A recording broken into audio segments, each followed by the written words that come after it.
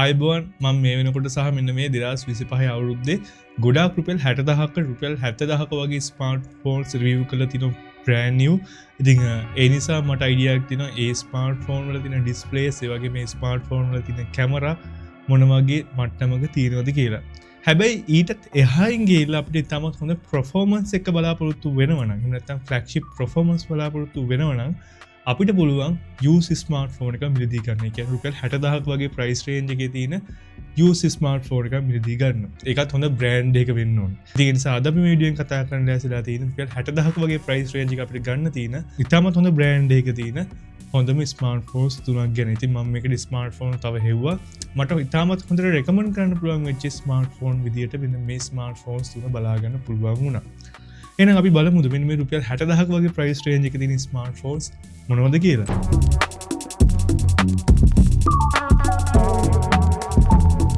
හොඳයි වීඩියෝ යන්න කලින් ඔයා තාමත් SL Section YouTube channel එක subscribe නොකරනම් බලන්නේ පුංචි වෙලාවක් කරගෙන subscribe කරන්න අමතක කරන්න එපා. මොකද ඒක මටත් මගේ channel එකටත් කරන ගොඩාක් ලොකු උදව්වක්.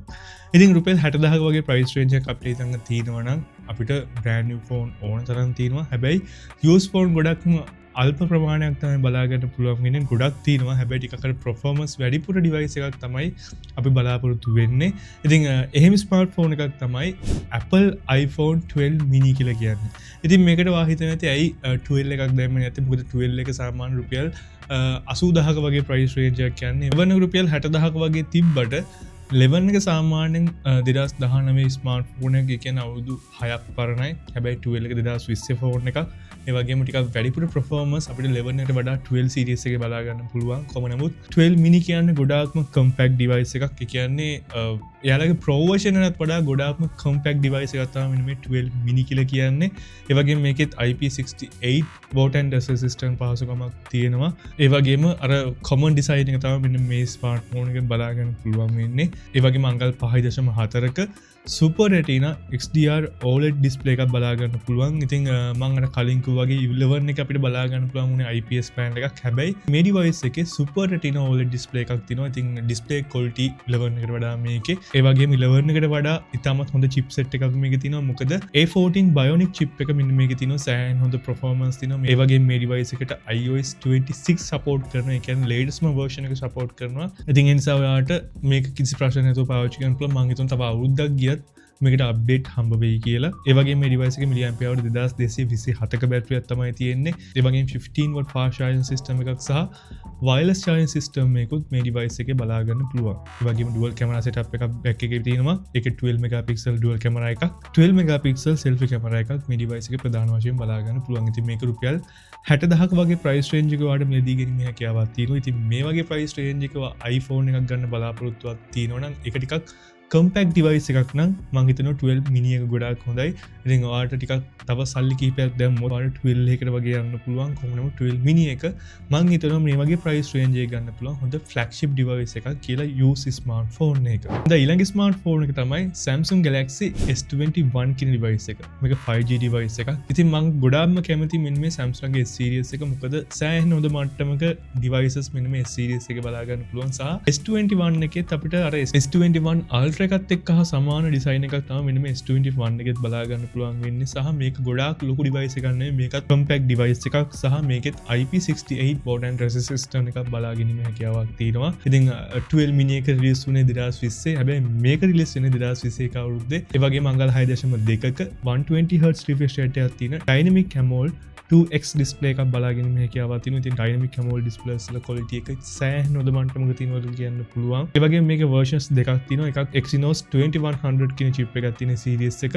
ඒ වගේම අනිත් එක Snapdragon 888 කියන chipset එකක් තියෙන series එක. ඉතින් මම හිතන විදියට ඔයාලට ටිකක් හොයලා බලන්න මේක පුළුවන් නම් මේක Snapdragon version එක ගන්න. මොකද Snapdragon version එක සෑහෙන හොඳට perform කරනවා Exynos version එකට වඩා. සහ මම හිතනවා 8GB RAM මේකෙන් මේ ඩිවයිස් එකට ලංකාවේ පාවිච්චි කරන ලද ඩිවයිස් එකක් විදිහට මිලදී ගන්න පුළුවන් වෙයි කියලා. ඒ වගේම මේක රිලීස් වුණේ Android 11 වලින් සහ මේකේ Android 15 version එක මේ වල තියෙනවා සහ මේකෙත් අපිට Android version 4 තියෙන්නේ. ඒ කියන්නේ මේ වෙනකොට Android 15 එක මේකට ඇවිල්ලා ඉවරයි. කියන්නේ තවදුරටත් මේක අපේ Android version එකක් අප්ඩේට් එකක් අපිට බලා ගන්න හම්බ වෙන්නේ නැහැ. ඒ වගේම 4000 mAh බැටරි එකක් තියෙනවා. ඒ වගේම 25 watt fast charging system එකක් තියෙනවා. 15 watt wireless charging system එකකුත් මේ device එකේ බලා ගන්න පුළුවන්. සහ 12 megapixel main camera එක එක්ක අපිට මේකේ 64 megapixel telephoto lens එකක් බලා ගන්න පුළුවන්. ඒ වගේම 10 megapixel selfie camera එකක් මේ smartphone එකේ තියෙනවා.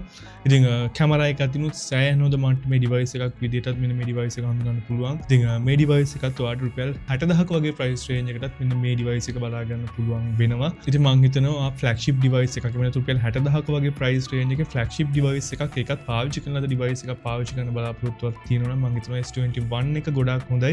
ඉතින් මම අර කලින් කිව්වා වගේ Snapdragon version එක ගන්න කිව්වේ green line issue එක ගොඩාක් අඩුයි Snapdragon version එකේ. ඉතින් ඔයා පොඩ්ඩක් හොයලා බලන්න මෙන්න මේකේ Snapdragon version එක ගන්න. මොකද සෑහෙන හොඳ phone එකක් තමයි මෙන්න මේ S21 phone එක රුපියල් 60000ක වගේ price range එකේ use phone එකක් විදියට. හොඳ ඊළඟ device එක Pixel device එකක්. ඉතින් use phone එකක් කිව්වම අනිවාර්යෙන් Pixel device එකක් තියෙන්න එපෑයිනේ. ඉතින් ඒක තමයි Pixel 6a කියන device එක. මේ device එක අර Pixel 6 series එකේ තිබ්බ හා සමාන design එකක් තමයි බලා ගන්න පුළුවන් වෙන්නේ. ඉතින් මම මේ වෙනකොට Pixel 6 Pro එක පාවිච්චි කරනවා. ඉතින් මම Pixel 6 එකත් පාවිච්චි කරලා තියෙනවා. ඉතින් කොහොම නමුත් මේකෙත් IP67 watt and resistant පහසුකම බලා ගන්න පුළුවන්. ඉතින් IP rating කියන්නේ මොකක්ද කියන එක ගැන මම වීඩියෝ එකක් කරලා තිනවා. ඔයාලට මෙන්න මේ උඩ තියෙන කාඩ් එක ක්ලික් කරලා IP rating ගැන මම කරපු වීඩියෝ එක ගැන බලන්න පුළුවන්. කොහොම නමුත් මේක අංගල් 6.1ක OLED display එකක් බලා ගන්න පුළුවන්. මේකේ high refresh rate එකක් බලා ගන්න හම්බ වෙන්නේ නැහැ. කොහොම නමුත් මේකේ අපිට බලා ගන්න පුළුවන් වෙන්නේ Google Tensor chip එක. මොකද Google smartphone මත Pixel smartphone වල මේ වෙනකොට Tensor chip එක තමයි බලා ගන්න පුළුවන් වෙන්නේ. ඉතින් Tensor chip එකේ පළවෙනි generation එකේ තියෙන chip එක තමයි මේකේ බලා ගන්න පුළුවන් වෙන්නේ. කොහොම නමුත් මෙන්න මේ Tensor chip එකට ලංකාවේ 5G එහෙම support කරන්නේ නැහැ. ඒ වගේම OLED වගේ දේවල් support කරන්නේ නැහැ. ඒ වගේම mAh 4410ක බැටරි එකක් මේ device එකේ ප්‍රධාන වශයෙන් බලා ගන්න පුළුවන්. ඒ වගේම 18 watt fast charging system මේකුත් තමයි මේ device එක අපිට බලා ගන්න පුළුවන් වෙන්නේ. ඒ වගේම Android 12 version එක තියෙනවා සහ මේකේ Android update 5ක් හම්බ වෙනවා. ඒ කියන්නේ Android 17 වෙනකම්. මේකට Android 16 Google Pixel හැම smartphone එකකම මම දන්න විදිහට තියෙනවා. ඒ කියන්නේ update තියෙන phone වල. හැබැයි මේ device එක අපිට Android 17 වෙනකම් update හම්බ වෙනවා. ඒ වගේම 12.2 megapixel dual camera setup මේ phone එක අපිට back එකේ බලා ගන්න පුළුවන්. ඒ වගේම 8 megapixel selfie camera එකක් මේ device එකේ ප්‍රධාන වශයෙන් බලා ගන්න පුළුවන් වෙන මේ specs. කොහොම නමුත් මේකෙත් camera ගොඩාක් හොඳ මට්ටමක තියෙනවා. මොකද මම Pixel 6 Pro එක පාවිච්චි කරනවා. ඒක හා සමාන camera එකක් මෙන්න මේ Pixel 6a එකේ බලා ගැනීමේ හැකියාවක් තියෙනවා. කොහොම නමුත් රුපියල් 60000ක වගේ price range එක ගන්න පුළුවන් වෙන සෑහෙන හොඳ devices තුනක්. මොකද 12 mini එක, S21 එක, ඒ වගේම Pixel 6a එක කියන්නේ රුපියල් 60000කට ගන්න පුළුවන් වෙන ඉතාමත් හොඳ smartphones තුනක්. ඉතින් ඔයාගේ කැමැත්ත පරිදි මෙන්න මේ smartphones තෝරගන්න පුළුවන්. කොහොම නමුත් මම හිතනවා ඔයා හොඳ ස්මාර්ට්ෆෝන් එකක් තෝරගන්න නම් මේ තුනෙන් ගොඩාක් හොඳ ස්මාර්ට්ෆෝන් එකක් තෝරගන්න පුළුවන් කියලා. ඉතින් මොකද තියෙන්නේ මෙන්න මේ ස්මාර්ට්ෆෝන්ස් තුන ගැන. සහ ඔයා සමහර විට මේ ස්මාර්ට්ෆෝන්ස් තුනෙන් වලින් එකක් පාවිච්චි කරනවා ඇති. ඉතින් ඔයා පාවිච්චි කරන මොන ස්මාර්ට්ෆෝන් එක සහ ඔයාගේ අයිඩියා එක පල්ලෙහෙන් කමෙන්ට් එකක් දාන්න අමතක කරන්නත් එපා. ඒ වගේම තාමත් SL Section YouTube channel subscribe කරලා නැත්නම් පල්ලෙහා තියෙන subscribe button එක subscribe button එක click කරලා ඊට හැපෙන තියෙන bell icon එක click කරොත් මම මේ වගේ වීඩියෝ එකක් දාපු ගමන් ඔයාලට notification එකක් ගෙන්නගන්න හැකියාවක් තියෙනවා.